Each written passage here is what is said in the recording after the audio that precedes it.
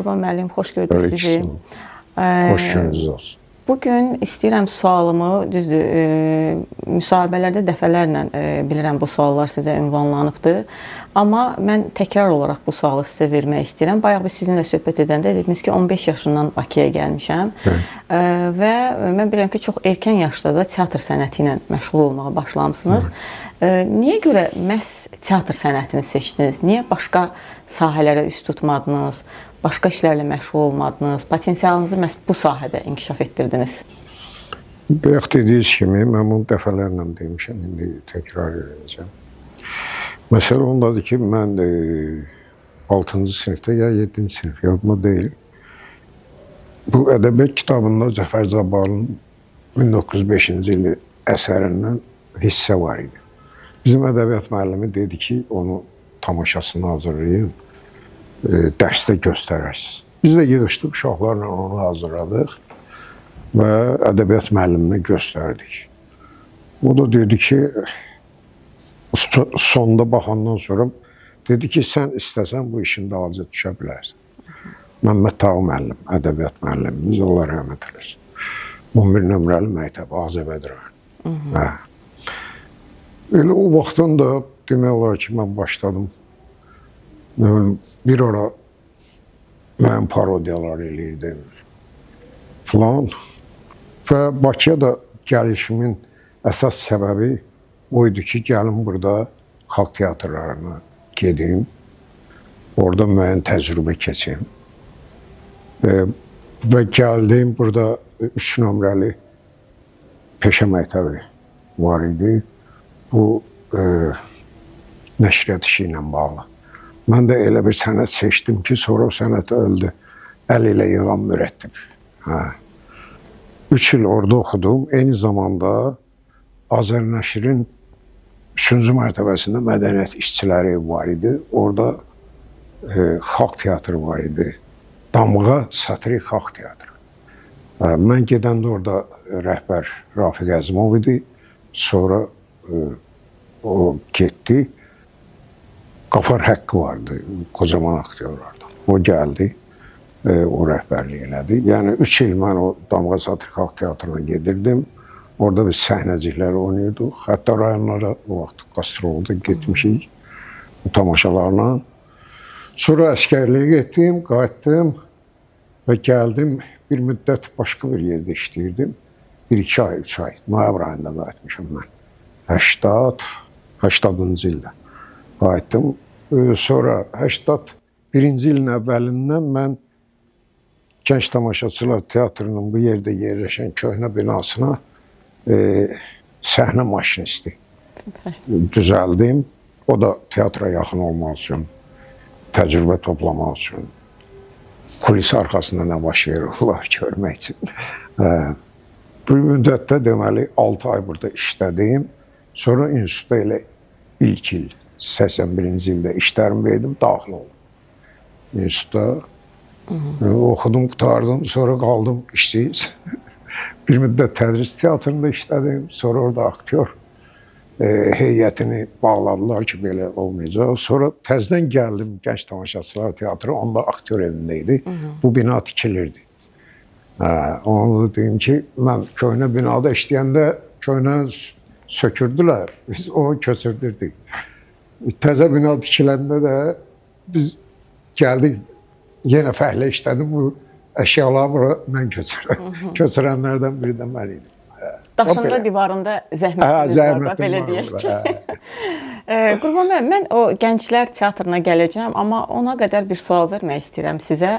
Ümumiyyətlə, yaşınızın ən gözəl, ən məhsuldar vaxtları elə bir dövrə düşdü ki, keçid dövrü, müharibə illəri, yəni enerjisi insanın çox olan bir dövrlərdə əslində elə vaxta düşməsi ağrılı bir məqamdır. Ümumiyyətlə, özünüzü bu mənada itirilmiş nəsil hesab edirsiniz? Mən edirəm, hətta mən düşünürəm ki, bütün keçmiş əsərin, mən yaşda olan insanları bir ara deyirdim ki, yığışağın, Qorbaçov verin məhkəməyə, ondan müəyyən təzminat alaq. Çünki bizim, belə deyək də, bütün kənsliyimiz, o dövrdə ki, biz, belə deyək, gözəl rollar, və s. oynaya bilərdik. Biz heç nə. Yenidən qurmaq və s. Qarabağ müharibəsi başladı, hadisələr başladı. Yəni, heç olduqda mədəniyyət istər-istəməz dəxli yoxdur. Keçdi axırıncı plana bu müharibə olduğu üçün və digər məsələlər var idi. Formasiya dəyişirdi, nə bilim, insanlar...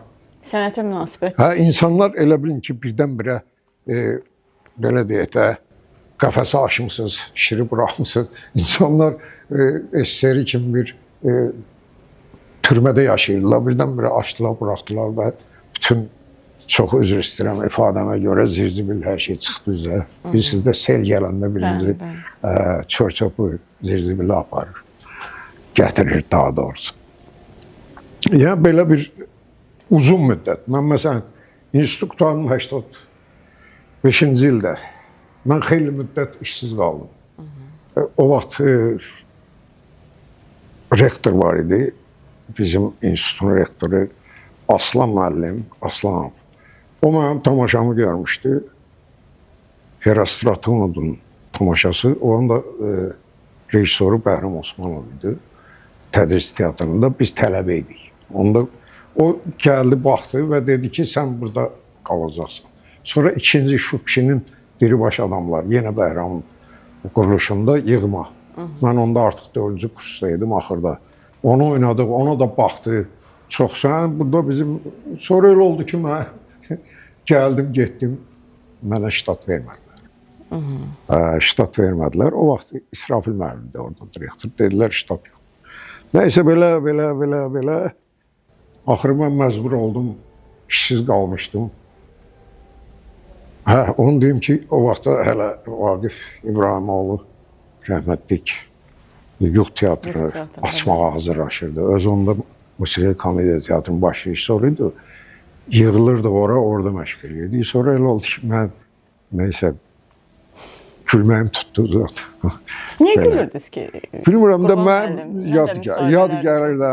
Estetikası yad gəlirdi. Estetika yad gəlirdi mənə. Mən nə bilim, belə gülmək tutdu nəsə, o da elə oldu ki, həm də mən işsiz idim, açıq. Bəlkə işim olsaydı, yəqin ki, indi gülməyimə də baxmazdı. Bu 2 dəfə baş verdi mənim o gülməm məsələn. Vaqif müəllim inciyər sizdən. Yox, sonra barışdım onunla, rəhmətli ilə. Barışdıq. Mən dedim ki, mənim işim yoxdur, ailəliyəm mən. Mən nəsə dolanmalıyım. Mənə də təklif gəlmişdi ki, az konsertdə Qorxmaz 50 teatr açmışdı, miniatür teatr. Orada işləməyə. Biz də getdik orada, tamaşa hazırlandı, çox yaxşı. Bir qastrola getdik, sonra yenə getməli idik, nəsə düzəlmədi. Mənə dedilər ki, sən gəl burada, mən orada konferansiya kimi, belə deyək də, ştata götürmüşdülər. Orada da belə idi, işləyirdim, pul verirdilər, işləmirdim, vermirlər. Sən pul almaq, sən gəl, get. Dedim, mən tamaşa üçün gəlmişəm ki, tamaşada oynayım. Sonra elə oldu ki, daha getdim bir konsertdə də orada müğənnilər bir-birinə tutaşdı elədi. Mən dedim, daha işləmirəm, çıxdım oradan. Çıxdım. Belə, yəni çox əziyyət çəkdim. Mən sonra gəldim, Nəsim Folklor Teatrı, rəhmətli Cahangir Məmmədov dramaturq var idi. O teatr açdı, Nəsim Folklor Teatrı. Getdim orada işlədim. Sonra 89-cu ildə artıq 4 ildən sonra, mən institut bitirəndən 4 il sonra, onu deyim ki, sonra gəldim, bayaq dediyim kimi, Gənc Tamaşaçılar Teatrını, Azər müəllim rəhmətli müraciət elədim, onda baş rejissor Azər müəllim idi. Azər Paşa Neymətov. Dedi, yerimiz yoxdur, dedim, onda mənə fəhlə götürün. Götürdülər, biraz da fəhlə işlədim orada. Sonra getdim az konsertə. Yəni sözüm ondadır ki, ondan sonra 89-cu ildə Komsomolun nəzdində Gənclər Teatrı yarandı. Onda işim mən onun yaranmasında açıq məşq eləməmişdim. Bizim uşaqlar var idi orada. Sonra gəldim, mən birinci tamaşaya baxdım. Yusif Səmədoğlu'nun Qətl günü roman əsasında çox xoşuma gəldi. Həm də o anlamda ki, mən özel tiyatrolardaydım və s. Bu ama artıq doğrudan da bir teatr təsiri bağışlayırdı hər mənada. Profesional teatr. Mən fikrimi bildirdim uşaqlara tamaşadan sonra və üstündən biraz keçəndən sonra bir neçə gün keçəndən sonra yadımda deyil neçə vaxt mənə orada Rıza var idi. Gəldi ki, bəs Hüseyn mənim köməkçisi. Bəs orada bir rol var, Doktor Mahmud. Onu Füzuli Hüseynov oynayırdı, amma obyektiv səbəblərdən o, yəni o seçim eləməli, ya drama, ya... O da öz seçimini, öz teatrlarının xeyrinə eləmişdi. Yəni söhbət belə olmuşdu. Ona görə məni o rola belə deyək də daxil elədilər. Mən 3 gün ərzində onu məşq elədim və oynadım. Pis də alınmadı deyilənə görə. Ondan sonra Sənan müəllim dedi ki, gətir. Onda dedim ki, o 3-4 gündə məşq vaxtı Sənan müəllim mənə yanaşmadı. Rıza'ya demişdi ki, sən gətirmirsən, sən bilər. Rıza özü məşq eləyirdi məndən, rəhmətlik. Gəldik. Ondan sonra işlədik. İndi o teatrın da tarixi məlumdur. Sənan müəllim yaratmışdı, Allah ona rəhmət eləsin. Böyük rejissor idi, gözəl. Artıq mən 65 yaşım olub biraz. İndi danışdıqca görürəm ki, həyatımda olan insanların çoxu Allah rəhmət eləsin. Yoxdur. Qurban müəllim, elə Hüseyn ağa müəllimdən mən sual vermək istəyirəm. Ümumiyyətlə, sizin həyatınız, ümumiyyətlə birinci bilmək istəyirəm, Hüseyn ağa müəllim sizin rakursunuzda necə bir rejissor idi, necə insan idi və ikinci sualım odur ki, Hüseyn ağa müəllimi əvəz edən oldu mu sizin üçün? Faktiki rejissor baxımından deyirəm. Təbii ki, elə şey, insan, kimsə deyir ki, əvəz olunmaz insan yoxdur, əvəz olunmaz sənətkar yoxdur, amma elə deyil. Hər kəsin öz yeri var, hər kəsin hətta barmaq izi də bildik ki, fərqlidir. Eləcə də Hüseyn ağa müəllim. Hüseyn ağa müəllim Gənclər Teatrının, yəni 20 illik o rəhmətə gedənə qədər 17 il təxminən. Tarixinə baxanda və bugünkü Azərbaycan teatrına baxanda o teatrdan çıxan çox gözəl aktyorları görürük biz. Mən özümü nəzərdə tutmuram, mən yoldaşlarımı nəzərdə tuturam. Çox aktyorlar orada işləyib bizim teatrda. Hüseyn ağa müəllimin yetirməsi sayırlar özlərini. Hüseyn ağa müəllim çox da istedadlı insanlardılar. Hüseyn ağa əlbəttə. Yəni mən bu artıq özü hər şey deməkdir. İndi Hüseyn ağa müəllim deyim ki, belə də məqsəd qoymuşdu qarşısına ki, mən teatrlar üçün, aktyor yetişim. Yox, belə bir şey yox idi. Bəzən hətta mən olurdu. Deyirəm ki, müəllim, bax, olmur axı, məsələn, o belə eləyir, o... Deyirəm, bura məktəb deyil. Məktəbdən, institutdan gəliblər, mən tamaşa hazırlamalıyım, teatrdır bura. Amma bununla belə o örgədirdi. Hətta düşünürdü ki, tutaq ki, bu aktyor bir ildən sonra nə oynayacaq? Bu bədii rəhbər bunu bilməlidir. Ki, o aktyorun necə inkişaf eləyəcək? Bugün bu rol oynayır, sabah bir ildən sonra. Hüseyn ağa müəllim onun hamısı yaxşı bilirdi. O ki, qaldı, şəxsən mənim münasibətim hamı bilir. O mən bir aktyor kimi çox istəyirdi. Mən də onu, olub mənə, məsələn, təkliflər olub, mən həmişə imtina eləmişim. Ki, tutaq ki, başqa teatra getməyə, mən bunu bilənlər çoxdur. Mən getməmişəm. Halbuki siz bilirsiniz ki, biz aktyor evində işləyirdik, heç bir şəraitimiz yox idi. Maaşımız da o qədər yüksəkdə deyildi. Hətta mənim yadıma gəlir ki, rəhmətli Yaşar Nuri bir dəfə mənə dedi ki, sən etibarlı adamsın. Ona görə sənin xətri çox istəyir. Yəni olmuşdu 1-2-3 dəfə belə bir təklif. Getməmişdi. Dramda. Yox. Çünki rahat idi o adamla. Doğrudan da o adam çox işıqlı adam idi. Çox insan kimi də. Çünki mən həmişə deyirəm. İnsan onsuz da anadan olanda müəyyən bir istedadı olur hər hansı bir sənətə və özü xəbər olmur sonra. Təbii ki, sonra özə çıxır, sonra öz yolunu tapır, gedir. İstedad hamıda var, amma insanlıq çətin məsələdir. Hüseyn ağa müəllim o baxımdan, ümumiyyətcə hansı rejissor olsun, hansı sənətkar istəyir aktyor. İnsanlıq mənə gəlir birinci yerdə. Bəlkə Qurban müəllim, hərdən mən özüm də fikirləşirəm ki, bəlkə həddindən artıq insan idi. Ona görə onun taleyi də o qədər xoş gətirmədi. Bəlkə biraz qəddar olmalı idi, bəlkə biraz mənfəətpərəst olmalı idi. Öz maraqlarını güdməli idi. O bizə də deyirdi, özü də elə idi. Başınızı aşağı salın deyir, işinizi görün. O işinlə məşğul idi. Düzdür, bəzən onun adını hallandırırdılar kimlərsə, hansısa hətta siyasi söhbətlərdə. Deyirdim, deyirlər. O desin. Deyirəm, sən ziyanlı. Neyini, indi dostlar deyirlər. Deyirlər ki, məsələn, bu filan siyasi yığıncaqda olub. Halbuki heç olmayıb yazın. Deyirəm, sən orada olmamısan, sən burada deyirlər.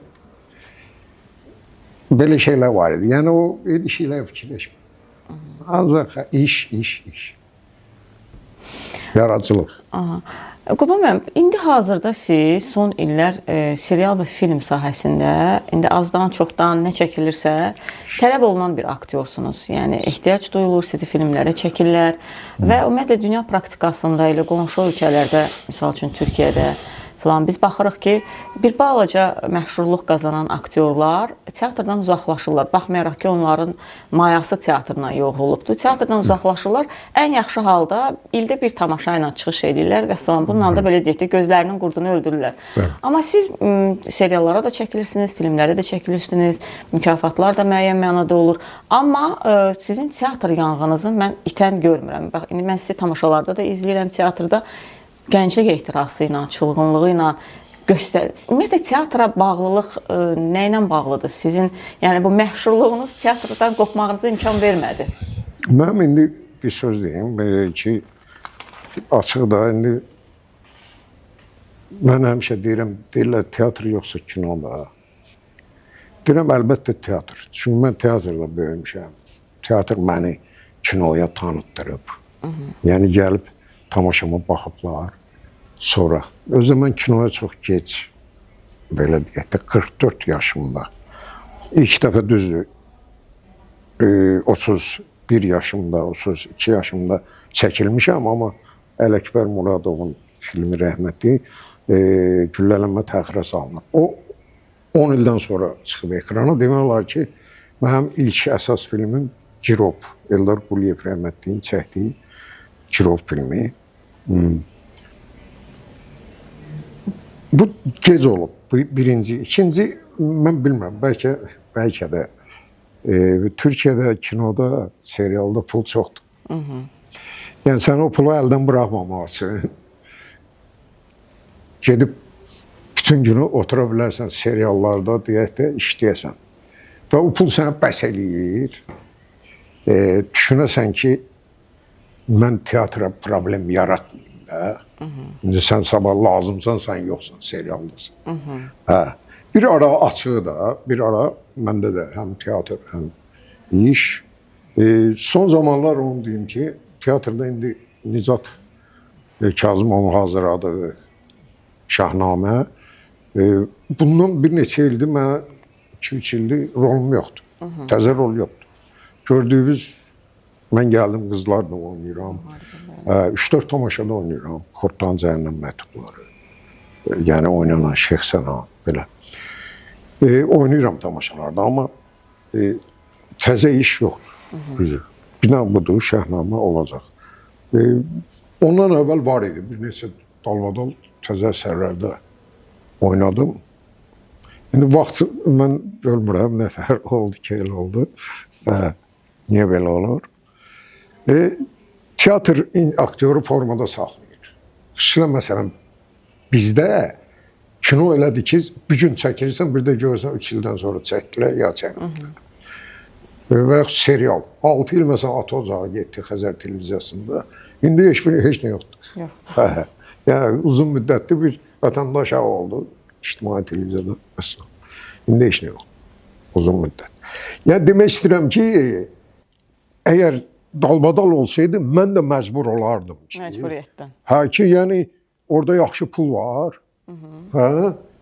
Məcbur olardım, teatrdan da çıxardım ki, mən gəlmirəm, oynamıram tamaşalarda. İmkanım yoxdur. Teatra görə ki, mən teatra belə deyək də, işinə maneə yaratmayın. Tamaşa salırlar, sən zəng vursan ki, mən şivan çəkirəm. Yəni, o da yoxdur. Ki, mən de səmimi etiraf edirəm. Ki, böyük pul olsaydı, deyərdim, mən gündə serialdayım, mən teatra niyə maneə yaram? O çıxmayır. Amma yenə deyirəm, bugünkü bizim halımızda mən teatra, yenə deyirəm, məni yetirdən boya başa çatdıram, kinoya təhvil verəm. Kinoda nəsə eləmişəmsə, o teatrın hesabına. Çünki mənə rol verən adam gəlib, zalda mənim tamaşalarıma baxıb, mənə rol verib. Mən belə, nətər deyim, gözə gəlimli, nətər deyirlər, Gero Lyubovnik deyirəm ki, o saat gələ bunu çəkək. Xüsusilə cavan vaxtı. Mən həmişə demişdim, deyirdim də ki, mən 40 yaşından sonra çəkiləcəm. Və elə də oldu ki, elə Girovdan sonra 44 yaşımda çəkildim. Ondan sonra demək olar, hər bir-iki film olub, epizod da olsa. Və son filmlərdəki Şiralar, Narbağıdır, İlqar Nəzəfin, Vasif Rüstəmov, Mərmər Soyuğu, bir neçə mükafatlara layiq görüldüm. Hətta Estoniyada A kateqoriyalı bir festivalda ən yaxşı kinoya görə. Bu, mənim üçün doğrudan da böyük şeydir. Avropanın ölkəsində. Ümumiyyətlə, biz bayaqdan danışırıq, Qurban müəllim, istedaddan, teatrın yetirdiyi aktyor potensialına.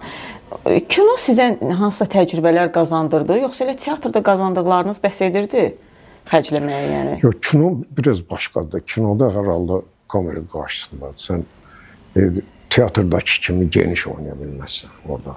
Mənim yadıma gəlir ki, çərçivələr yaradır. Olub, məsələn, rejissor deyir ki, bu nə teatraldır, çox göstərib mənə. Demişəm ki, açığı o özü göstərdi, sonra mən göstərdim. Dedi, çox teatraldır. Dedim, onda yanım mən özüm eləyim. Yəni, bu fərq çoxdur. O başqadır. Teatrda elədir ki, məsələn, hərdən olaraq siz o şikayətlərin içində səs satmayın. Bəli. Olmur. Orada gəlib böyük oynayasan ki, amma burada hər şey belə deyək də yaxındandır. Hər şey səmimi olmalıdır. Bəzən bizi günahlandırırlar, amma dünya aktyorlarında da elədir. Günahlandırırlar ki, biz güya nətər deyim, təkrarlayırıq özümüzü aktyorlar. Elə mən, bu səmimi olmalıdır. Əgər mən olmalıdır bütün rollarda. Biz artist eləyə bilmərik ki, kamera qarşısında şey eləyə bilmərik ki, ola bilər, əgər filmin belə deyək, janrı tələb edirsə, rejissor bunu bizdən tələb edirsə, biraz teatrallaşdırıb, olar. Amma mən, məsələn, elə hisslər var ki, o kinoda mən necə teatrdakı kimi şişirdə bilərəm. Özdəki bizim kinoşünaslarda və ümumiyyətlə teatrşünaslarımızda da bəzilərində var.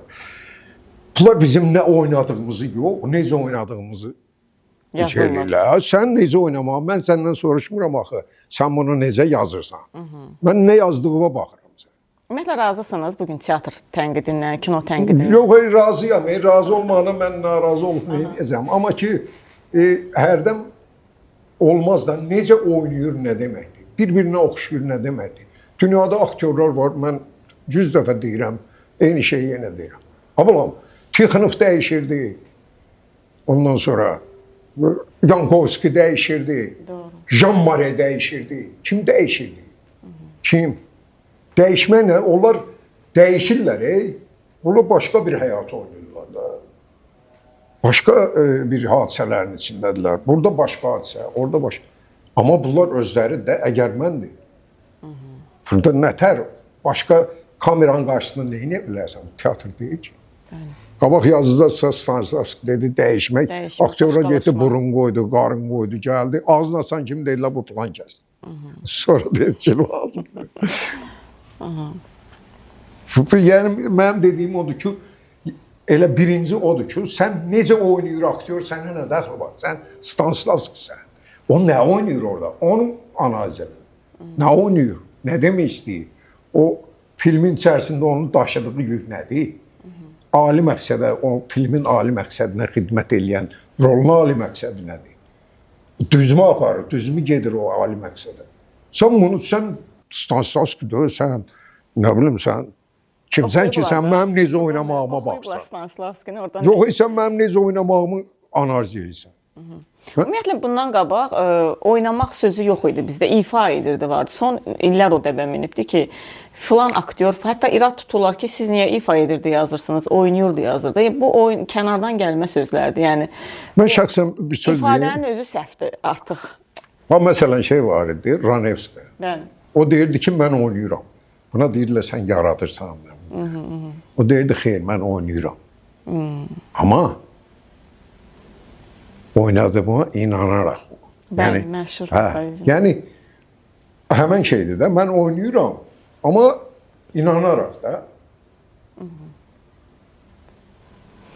Mən yaratmaq, nə bilməm. O vaxtda mən də düşünürəm ki, kişinin qızı düz deyil də, biz oynayırıq. Oynayırsınız. Oyuncu deyirlər də.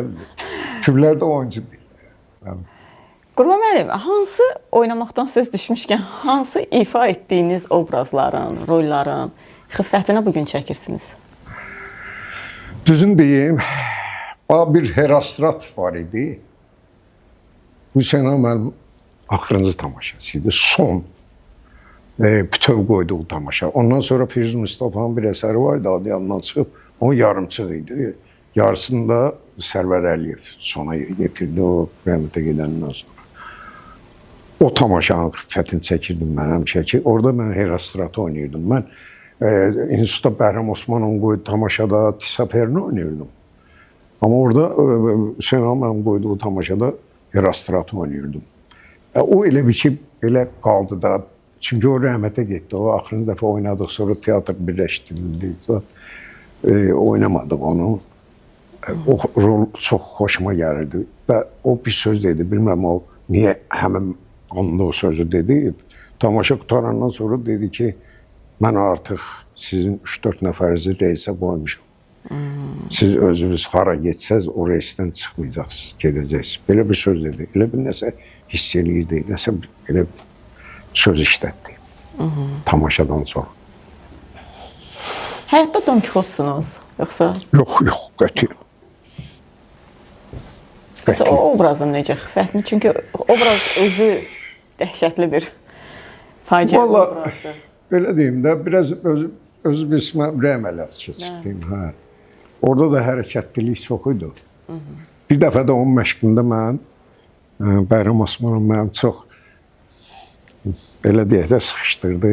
Sən gedirsən, seriala çəkirsən, bura, nə bilim. Mən də çox istədim canpəşanlıq eləyəm, belə ki, göstərəm ki, yox, elə deyil. Çıxdım üstünün üstünə, nətər yıxıldımsa qolum qırıldı. Niyə kimi əyri qalıb. Xeyli şeydə gəzdim, belə bağlı. Hətta bununla bağlı surətdə də oynadım tamaşanı.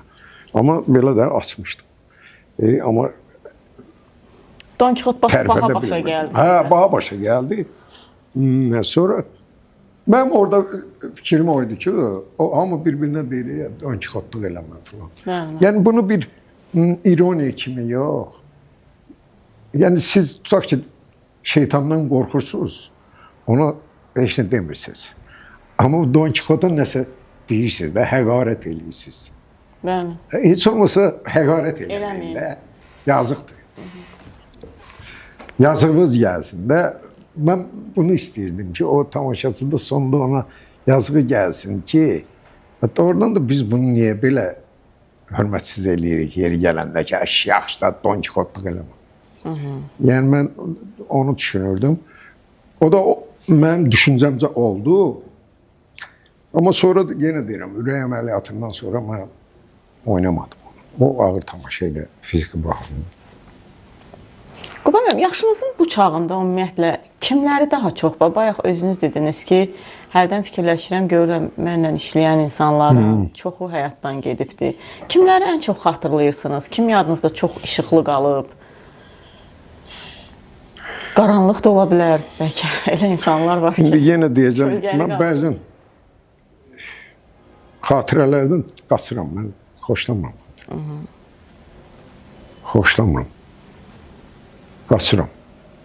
Arada olur da, olur. Lap belə doğmaların yada düşür. Onda ümumiyyətcə tez qaçıram, çünki olmaz. Nə olmaz, biraz. Görün harada, hansı yaşda Məsələn, məndə belə biraz Məndə var belə şübhəlilik. Biri xəstəlikdən danışsın, tez özümdə axtaran ki, deyəsən məndə də düzüyor. Aha, məndə də deyəsən bu xəstəlikdən var. Və s. belə. Ona görə mən xatirələrdə çox istəmirəm. Qurban müəllim, hazırda Şahnamə tamaşası üzərində işləyirsiniz. Mən bilirəm ki, məşqləri davam edir. İnşallah da onun təqdimatı, premyerası olacaqdır. İnşallah. Amma sizin ifa etdiyiniz Şah Abbas obrazı, ümumiyyətlə tarixən ziddiyyətli bir obrazdır. Tamaşada da bu öz əksini tapıbdır. Mənim üçün çox maraqlıdır. Siz özünüz Şah Abbasa bəraət qazandırırsınızmı? Mənə elə gəlir ki, mən ona vermirəm aparam. Sonda nə oldu? Şah Abbas da öldü, getdi. Elə də Düzdür. bir belə qanın içində ölmək, əlləri qanlı ölmək. Bu qan onun tək əlinə yox, vicdanına, mənəviyyatına da opura. Düzdür. O məsələlər var. Biz indi o təhlikdə nələr çəkib, onu da bilmirik. Çox qanlar onun gözün qabağında yəqin ki, gəlib, gedib. Bu çətin məsələdir. Qurban müəllim, bu sualı fərqli formalarda, fərqli cür aktyorlara, sənət adamlarına veriblər. Biz də onu bir balaca dəyişdirdik ki, deyirlər həyat bir pəncərədir. Pəncərədən baxmaq yaxşıdır, yoxsa pəncərəyə?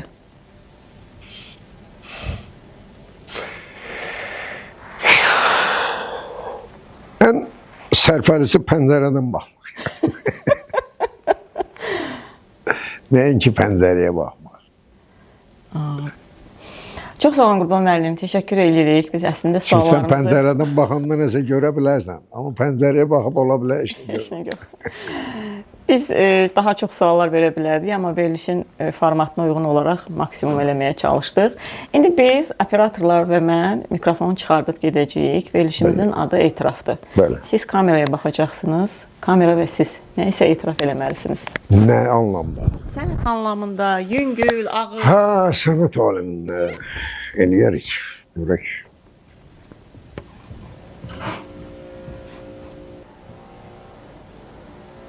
Bir də etiraf eləyim. Hələ cavanlığımdan mən düşünürdüm, amma bunu çox asıllarda dilə gətirmişəm. Xəlvətdə, yoldaşların yanında. Mən çox tənbəl adamım. Aktyor kimi deyirəm. Tənbələm. Düyünün işini sabah. Mən işgüzar olsaydım, indi deyəcəm təvazökarlıqdan uzaq olsun. Amma söhbət ondadır ki, heç bir burada şey yoxdur. Yəni, özünü tərifləmək yoxdur. İnan, mən işgüzar olsaydım, nə bilim, mən Allah bilir, nələr eləyərdim. Mən bu gün zamanlara məsləhət görürəm ki, dünya açılıb da, dünya hər tərəf açıqdır. Ölkənin dili, ölkənin, gedin, nə bilim, Hollywoodda çəkilin, Avropada çəkilin, tamaşa qoyun, xaricdə falan. Halbuki bəlkə də mən özüm də eləyə bilərdim. Mən bunu, siz 30 yaşımız olanda dağıldı da, Sovet, hər yer açıldı. Amma eləmədik. Düzdür, getmişik, tamaşa oynamışıq, ürəkdən keçsək, qalaq burada, Avropada. Azərbaycanın adı da qalmaq olardı. Hətta Rusiyada mənə Azərbaycanlılar dedi, qal burada sən teatra düzəldir. Yox. Nəysə, etirafım budur. Tənbəl olmayın.